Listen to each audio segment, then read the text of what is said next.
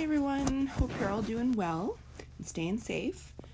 Today we're going to take a look at exponential decay. So last lesson we talked about exponential growth, where our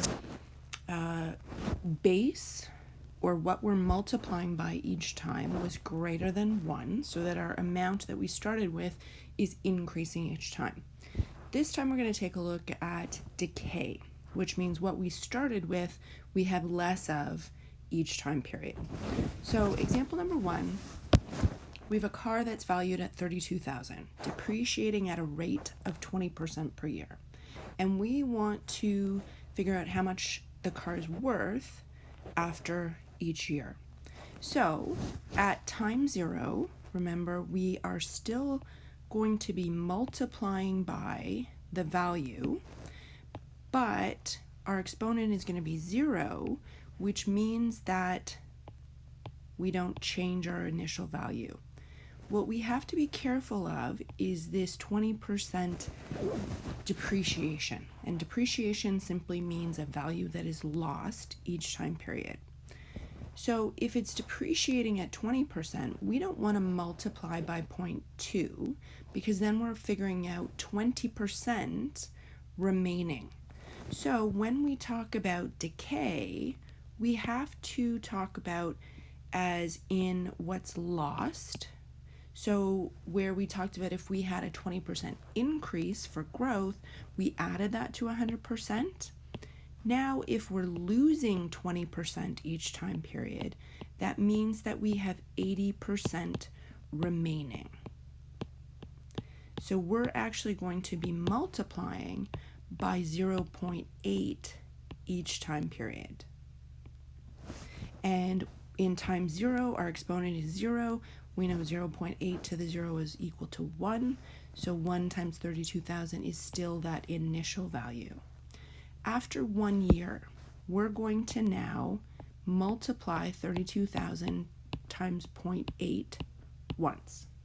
And when we do that, we get 25,600.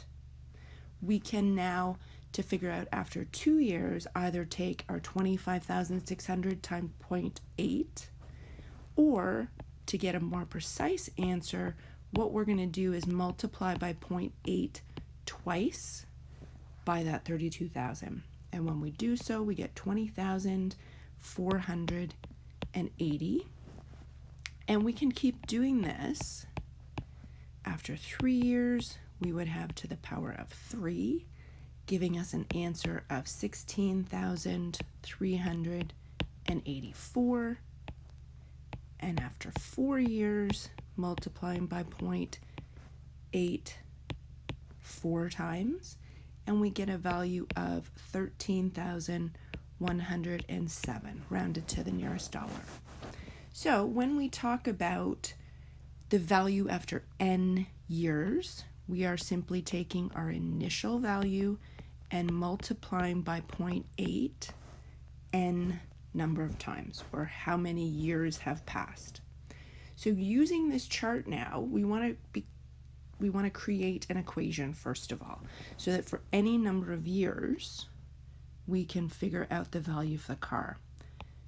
The exact same formula or base function for growth as it is for decay. Y equals a times b to the power of x. And again, a is our initial value, or where we're starting, and b is our decay factor in this case. So less than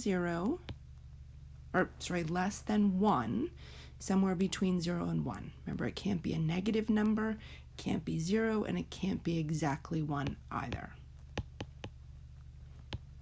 And in this case, we have an initial value of $32,000 for the value of the car, and we're multiplying by 0.8 x amount of times, or n amount of times for number of years. So the value of the car after 8 years, we're going to sub in our exponent of 8. So that initial value gets multiplied by 0.8 8 times, and when we do that, we get 5,368, and we're going to round to 2 decimal places for dollars and cents, and we want to have a therefore statement. So the car is worth or valued at $5,368.71. And we make sure we put our dollar sign in there to denote the value. Now, in approximately how many years will it be worth $1,000? So $1,000 is for our Y. We're going to leave everything else the same, and what we want to figure out is the exponent. So again, what we can do is to simplify, and remember we're going to use trial and error. So we're going to sub in numbers for x to see as close as we can get to 1,000. But what we can do to simplify this expression is divide both sides by 32,000 so that we can punch into our calculator a whole lot quicker calculation. And when we take 1,000 divided by 32,000, we want to keep a whole bunch of decimals, so 0.03125. And now we're going to put 0.8 to the power of something into our calculator and get as close as we can to 0.03125. And we're going to write a couple of these down as we go. So 0.8 to the power of 15, we'll try. And when we do this, we get 0.035. Okay, so getting closer, 0.8 to the 16 equals 0.028. So it's kind of in between these two. So we're just going to say exactly right in between those two. In about 15.5 years, the car will be worth $1,000.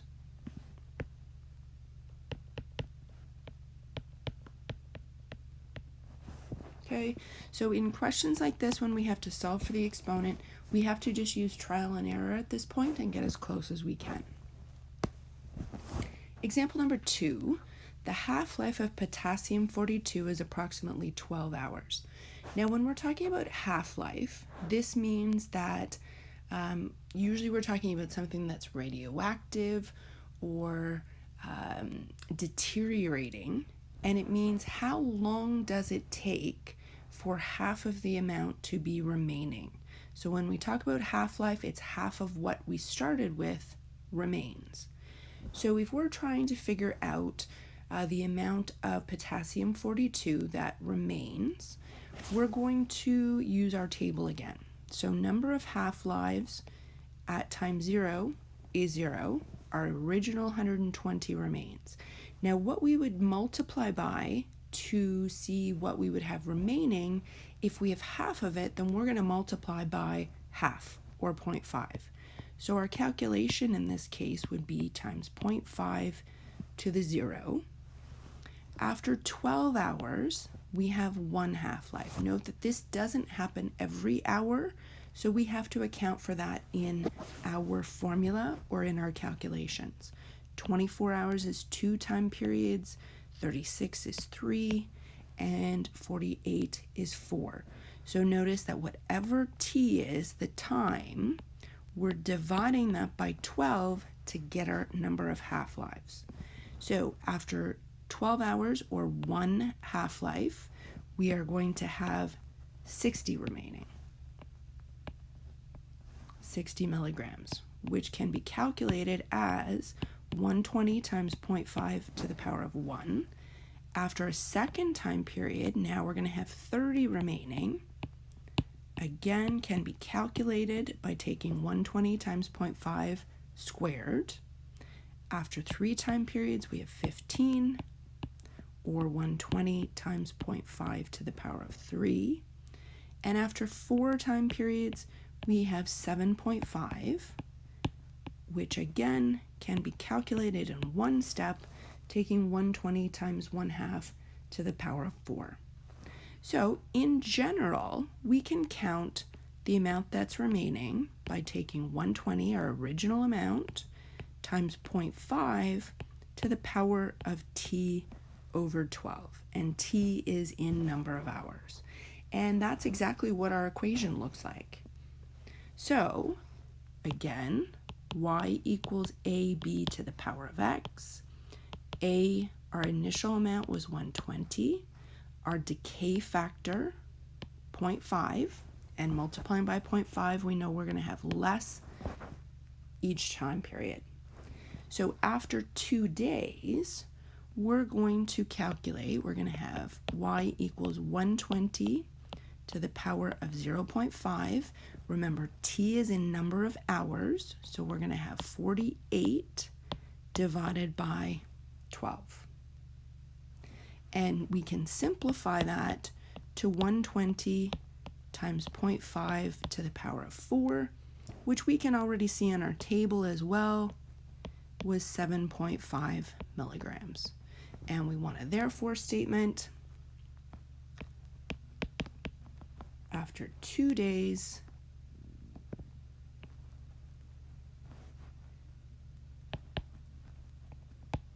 there are 7.5 milligrams remaining. Now, how much was there after, or 15 hours ago? Now we're going backwards. So here's one where we have our negative exponent. So negative 15 divided by 12. And remember, when we put that into our calculators, we are going to put our exponent in brackets.